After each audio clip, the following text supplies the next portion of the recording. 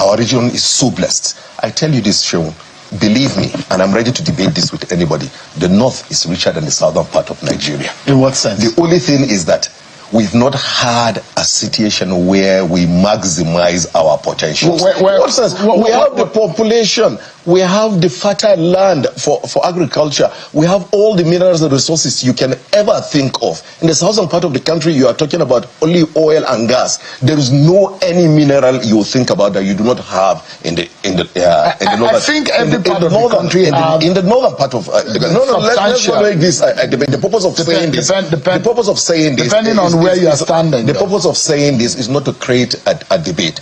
Is to make you understand that we have huge potentials. We are richer than the South. In what sense? In many ways. Three things. The North, agriculture, if we concentrate on three things: agriculture, solid minerals, and solar, we'll be done. All the water, all the hydroelectric power stations are in the North. Mambila. The Northeast is complaining there's no power. When Mambila nothing is happening. Yeah. There are a lot of lamentation. Yeah, who was there before? If we had developed Mambila, we wouldn't be in this mess. The North is richer than the South. We need terms of agriculture. Untapped deposits. Absolutely. We have the land for agriculture. We can feed not only Nigeria, but the whole of West Africa. Secure our people, let them go back to the farm. Number two, and do not abandon agriculture and go and run after this oil that is fluctuating all over the place. Solid minerals, we have it all. Why is the fight in Zamfara and all over this northwestern state? Because of gold. Largely. Yeah, a lot of it. And then previously in the last government, the National Security Advisor will come and say, oh, mining has been banned, no fly zone, no follow-up. Thirdly, and people should ask, where has been the gold of Zamfara? Where is the gold? We have the sun. We can power not only the region, but we can power the whole of the country. But all the governors largely, look, we look at the president more than we look at the governors. To be honest with you, largely 80% of our problems are the governors. Corruption and bad governance, I've said it again and again and again and again. We've had leaders in this country that we have benefited from. And all of these governors, all of these ministers have benefited from the good governance of our leaders past. All of them. In the First and Second Republic. Absolutely. They were good custodians of that which they were entrusted with. What went wrong? Where did we start to get it wrong? They were good custodians. They trained us. They did not accumulate. But now everybody else, the governor wants to not only accumulate, but leaves the state treasury empty. Not only that, indebted. So the primary thing is corruption and bad governance. Corruption and bad governance. It's everywhere. It's only more pronounced here because of the insecurity. It's going to bite us. And I've been saying it again and again and again.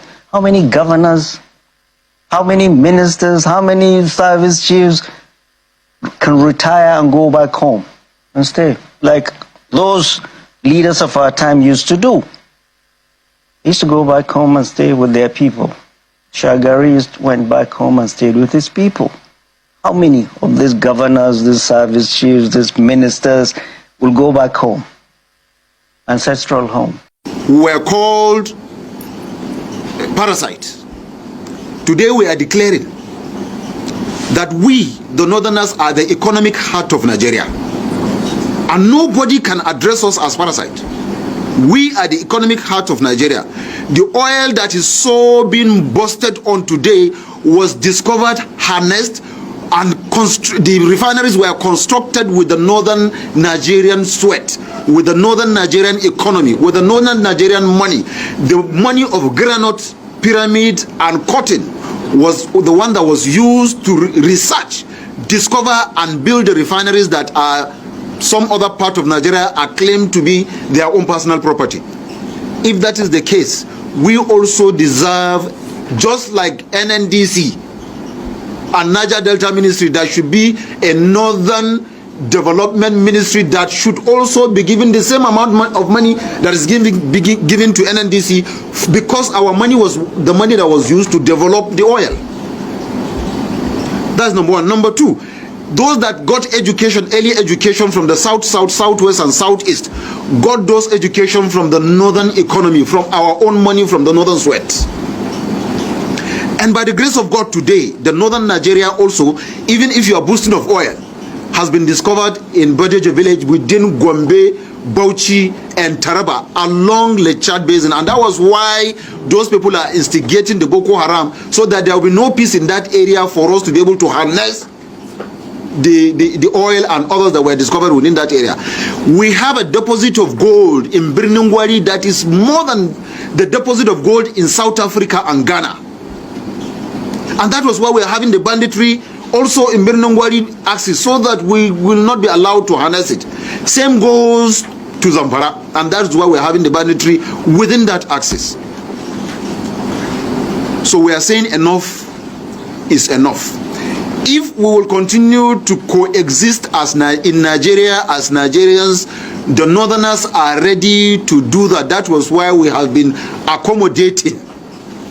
Today, the number of our people that are being killed and the property being destroyed in the south, southwest, and southeast, in Kano and Kaduna alone, the number of Igbos and Yorubas that are resident in Kano and Kaduna alone are far greater than the number of northerners that reside in the entire south, southwest, and southeast.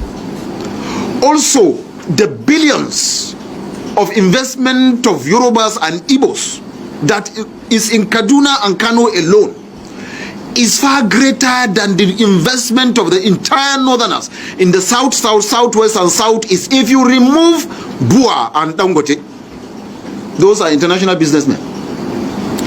So, if you think you will continue to destroy the life and properties of our people resident in your area, what if we decide to retaliate what you are doing? Who is going to be the loser?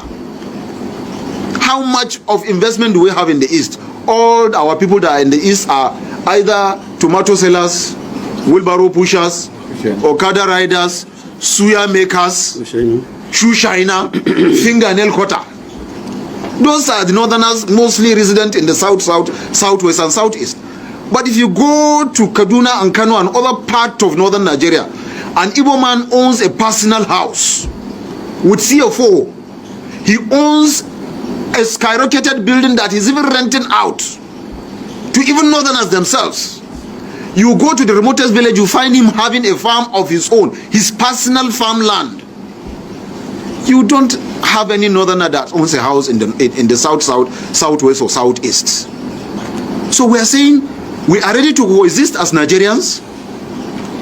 But if you think you don't want it that way, then the north is ready to be separated from the south. In fact, we have more than enough to take care of ourselves and to make northern Nigeria greater. And while you are calling for Oduwa Republic and calling for Biafra, we in the north will remain as Nigerians. Northern Nigeria will remain as Nigeria, because we are true Nigerians. Small time when I go to shout, what did the north get? The north is the poorest state in the country. The north is the poorest region. Small time when I go to shout, say the north is the poorest. I don't understand now. What do you even get for that south? If you get natural resources, we get food. If you get crude oil, we get food for north. Now we they feed the nation. That yam where they carry go south. Now we the farmer. Now we they carry granola go far south. We dey farm granola, we dey farm yam, we dey farm jirikon, we dey farm milo. Watermelon where you dey drink, now we dey carry and go. Shebi dey chop apple, now you dey farm apple. Onion where you dey use cook food, now you dey farmer. That egusi soup where you dey chop, you know how they dey farm egusi? Small time when I go say we get put away, wetin not contribute for this country. Now we dey feed this country. Make they divide this country. Make they divide this country so that you go know. There are so many countries in the world today they don't have crude oil, they survive. China is the most fastest growing economic country in the world. They get crude oil, they get oil. Now agriculture they use to survive. When they talk about good leadership, now they talk say they know they spoil the country. Now they not be president now. Now they not be president now. When I get everything, but when I brother they not here. Yoruba they not, Igbo they not. And when we they talk, Igbo when they pay me pass. Igbo when they fit stop for southeast. When I know if you stay for una allow una come back una say for every part of Nigeria. There's no every part of Nigeria where you go. You know go see Igbo man. For my village, they even stay for my papa house for free. Their shop na free they stay. The worst of all say Igbo go come your side, go even come build the house wey fine pass your own house. You will get land. Small thing una go say, what else they contribute for this country? Oga will they contribute food? No una chop una crude oil, we go chop our food. Shebi all drink crude oil, na crude oil they drink, no be food you dey chop. How many people they buy for every day? But everybody they chop food. Now the north be the engine room of this country. No be crude oil, na food, agriculture. Small town now go they say what you know they contribute. If you don't know, now we they give you yam, they chop. Now we they carry orange. Natural resources where they note. Now government know what make they do. You know what they call oranio. You know how much be oranio. You know what they call green. You know. Nasarawa State is the home of solid minerals. You know that one. Go now see. Forget. If Nigeria government want make country good, every part of this country get natural resources. Now we no want use them. They when I get crude oil. South is get crude oil. Southwest get crude oil. No be only South side get crude oil. The only thing Southwest get na Sipo where they Lagos. And that Sipo, they not can do it anytime. So if you are fighting for good governance, nobody should come and say this person. We are not the problem of ourselves. Now government be our problem. No any tribe they enjoy for this country, whether it be Hausa or it be Igbo or it be Yoruba, nobody they receive in one special treatment for somewhere. But me no come be like say nah they not a part of Nigeria be everything with the small thing I say but they know they contribute with the fit una. Now we they give una food they chop. If you don't know that food where you they chop, now we they give you.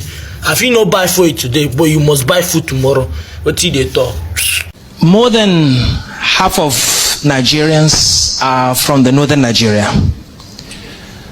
Northern Nigeria's population is about 130 million people, which is more than the population of some 25 countries. The combined population of 25 countries, which means northern Nigeria is more populous than some 25 countries in the world. Northern Nigeria contributes more than 70% of Nigeria's grains, millet, rice, maize, sorghum. More than 70% of Nigeria's grains are produced in northern Nigeria, which makes the northern Nigeria the agricultural hub for the country. And more than 90% of Nigeria's livestock are produced in the north, with vast stretches of arable land. Northern Nigeria covers more than 78% of the land mass of the country, which represents huge potential for commercial farming.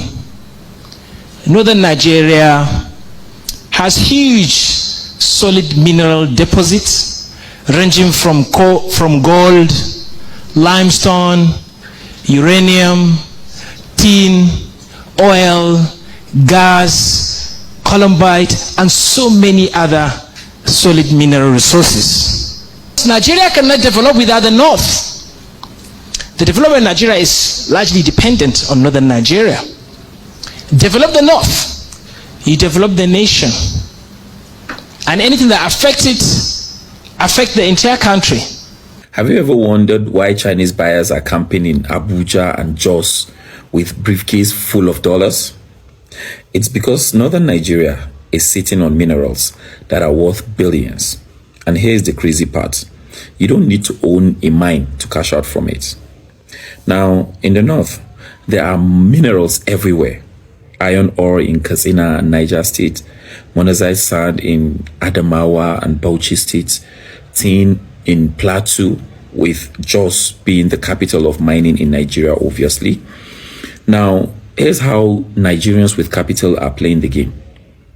Now, they buy these raw minerals directly from miners in different states, process them to extract pure minerals, and then resell to international buyers. It's risky, yes. Sometimes you buy a batch and the yield disappoints, like every other business.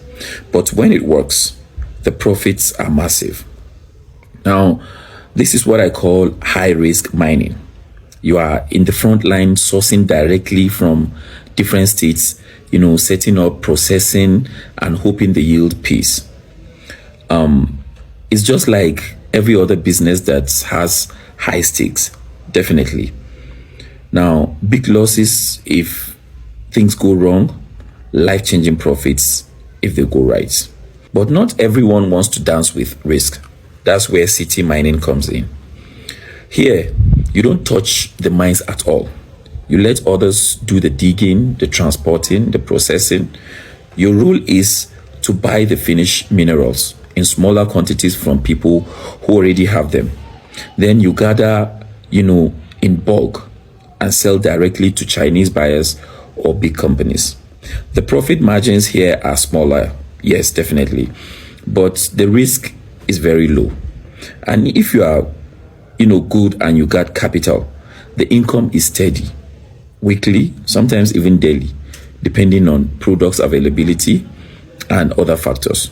Think of it like being a wholesaler in, let's say, Alaba market, except instead of TVs, you are stacking up, tin, iron, lithium, or even monazite sand. Of course, this isn't child's play. You need capital. You need the right contacts. You need to learn how to verify minerals so you don't get scammed. But one thing is certain, whether through risky mining or city mining, the opportunity is wide open. Nigerians just need to wake up to it. Good day to our viewers all over the world and welcome back to Local Journal. Northerners are saying that they are richer than the South. Of course, I'm not here to argue that, but the thing I'm here to say is this. What has the wealth of resources they have in the North brought to the North? The resources are lying there and they don't have leaders with foresight that can harness these resources and turn the North into what it's supposed to become. Rather, they are just on TV stations granting interview and bragging that they are richer than the South. The South they are trying to compare with today is the one that is running this country. The oil from the South is what Nigeria is using to sustain its economy. What is the North contributing? Of course, many people will say agriculture. But when it comes to agriculture, we know that it's not just the North alone that contributes. But we know that a good percentage of what we consume in this country and our agricultural produce comes from the North. That we can't argue. But then, other southern part of the country as well contributes in as much as it's marginal compared to the North. However, the bone of contention is this. What are the North or the Northern leaders doing with this wealth of resources lying down in the North and which they are using to brag and claiming that with this wealth of resources they have, they can boast and say that they are richer than the South? Does a wealth of resources lying just there without someone harnessing it equate or maybe makes you richer than the other person that is harnessing their own? No, that's not the case here. So the North should come down from their high horse and stop bragging. If they want to really develop this country and they want to really be on par with the southern with their southern counterpart, what they are supposed to do is just to harness their resources so as to develop this country so that Nigeria will not be running a mono economy like it's running currently again, because the pressure on the oil alone is making the whole thing frustrating and is making our economy suffer as well. It's not just about bragging, it's about doing the work and putting in the work and harnessing these resources, using these resources for the betterment of the North and the betterment of the country. So for me, saying that you're the richest people or you're the richest region in this country is needless if you're not harnessing the resources you have in your region to the betterment or for the betterment of your people in the North. Kindly drop what you think about this in the comment section, and if today is your first time to visit our channel, please kindly like, share and subscribe to our channel.